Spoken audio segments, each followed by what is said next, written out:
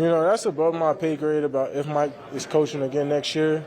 But all coaching aside, Mike can leave and go wherever he wants. But the guys I kind of feel bad for is guys like Zach Martin and guys who might be on their last year or on their way out, because that's who I wanted to hold the trophy for. You want to win games and do great things with those type of legends who put in more time and work than Mike McCarthy ever did. So those are the kind of guys that I have so much sympathy and hurt for.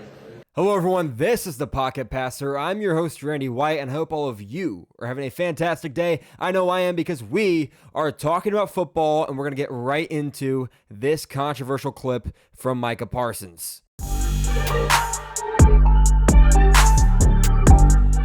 All right, so obviously, a lot of controversy surrounding this Micah Parsons situation, how he addressed Mike McCarthy in his talks. My opinion on the matter, I don't think it's nearly as big of a deal as the media has taken it. Go figure. But him tweeting out and blaming the media, saying he's just going to take the fine next time because the media is twisting his words, taking his quotes out of context. That's not the situation at all. His tweet, his ex-post, whatever you want to call it, it's just not right. Normally, I would agree. Fox Sports, ESPN, NBC Sports, whatever the news outlet might be, they are inclined to twist a quote, take it out of context, and put it in a way, word it in a way in a headline, present it in a way that's going to get people riled up. I can't believe Micah Parsons said this. Oh, the scumbag. Obviously, the media does that, but I don't think that's the case with this situation. I think Micah Parsons simply worded his response very poorly at the end. I thought the premise of what he was saying was very accurate. Mike McCarthy is going to be able to go coach somewhere else. He's a coach. His career is not over. I don't know how old he is, but he's got plenty of time left to coach. And when he inevitably leaves Dallas after this year, he's going to be able to go somewhere else. So when Micah Parsons says, I'm fighting for the guys, I really feel for the guys like Zach Martin that have been putting in the work, that are not going to have that much time to go be successful. That's very true. Zach Martin, not going to win a Lombardi in the pads, in the helmet, with the star on the side. It's not going to happen. And I get why Micah Parsons would feel for those guys, but to say he's not really going to battle for Mike McCarthy raises some alarms for me. I don't know if it's an alarm about Micah Parsons, the kind of player he is, the kind of teammate he is, or if it raises alarms about Mike McCarthy and the quality of coach he is. Mike McCarthy is, of course, a very successful coach in the National Football League. Super Bowl champion, 3-time NFC Championship appearance with the Green Bay Packers and the great Aaron Rodgers, of course.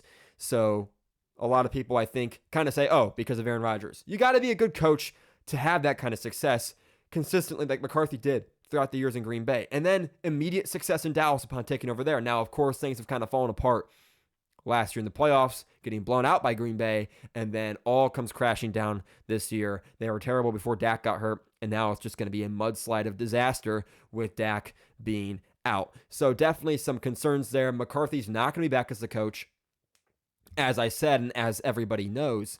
But for Parsons to have this take does raise some alarms about the quality of coaching McCarthy is doing right now.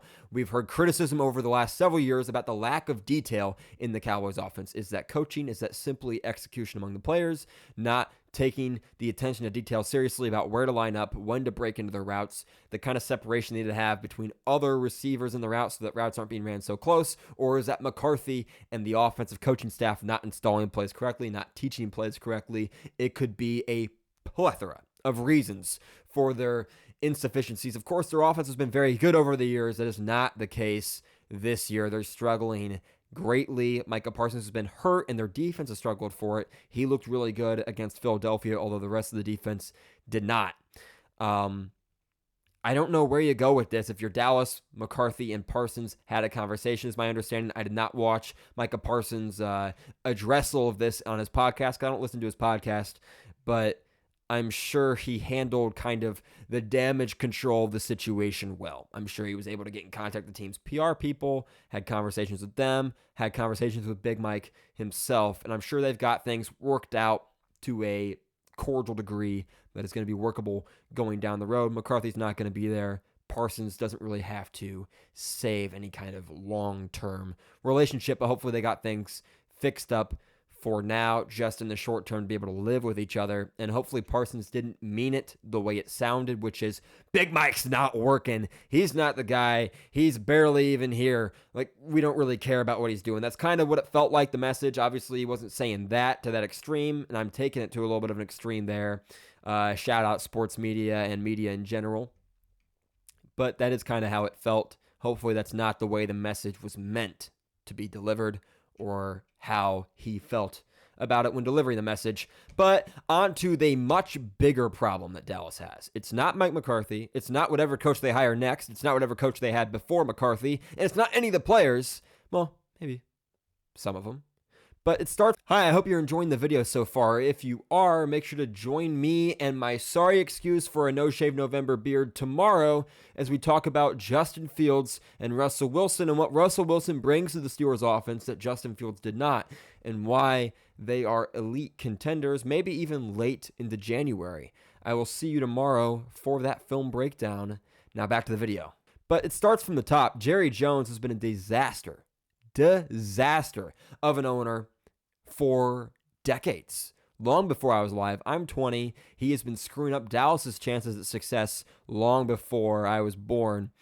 And I'm very thankful I'm not a Cowboys fan, because I would be going through hell every single year watching the nonsense, giving tours to fans during the season where they can go see the players work out. Guys, that's nonsense. We're not running a circus.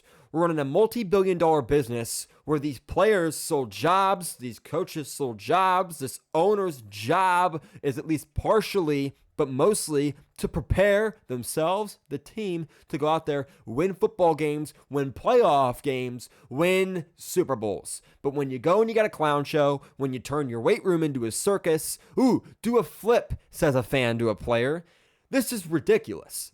And then now, he's not going to fix the stadium to get rid of the sunlight because it's an advantage. That's what he said. That's what he told a reporter. He's not going to get rid of it because it's an advantage. He's doubling down on maybe his worst opinion since he protested desegregation. This is just a disaster. Everything about what Jerry Jones does to run his organization is a disaster. They got to get it fixed, and the only way they're going to is for Jerry Jones to sell the team.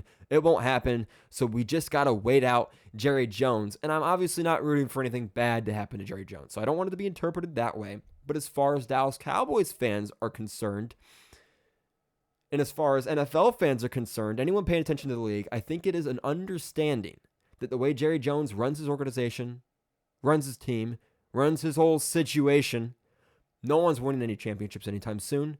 And if he really cared about winning a Super Bowl before he goes, you'd think at some point he might wake up, smell the flowers, and change his ways, have a little bit of a Scrooge moment. But that Scrooge moment has yet to hit, and if it doesn't soon, Jerry Jones is going to be very disappointed.